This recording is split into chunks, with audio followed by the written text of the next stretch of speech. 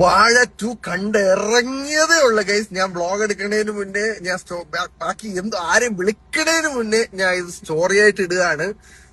തിയേറ്ററിൽ വന്ന് കാണണം. ഫസ്റ്റ് ഹാഫ് ഉമാര് ചിരിപ്പിച്ച് കൊന്ന്, സെക്കൻഡ് ഹാഫ് ഭയങ്കരമായിട്ട് നമ്മളെ ഇമോഷണൽ ആയി കഴിഞ്ഞ്, അത് കഴിഞ്ഞിട്ട് ടൈലന്റ് കിടുക്കി ഗൈസ്.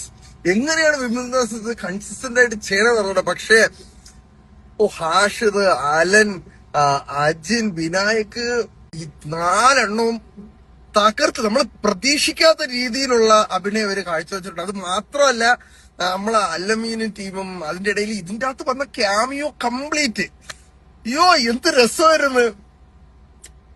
ഫസ്റ്റ് ക്ലാസ് പടം, ഫസ്റ്റ് ക്ലാസ്.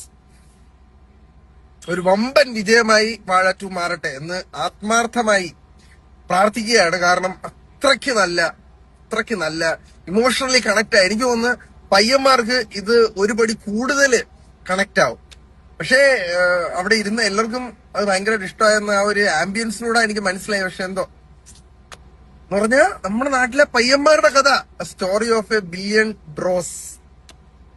നന്നായി അഭിനയിച്ചത് എല്ലാവരും. നല്ല സിനിമ, ബ്യൂട്ടിഫുൾ. ശരിക്കും ഹാപ്പിയായി. All the best guys.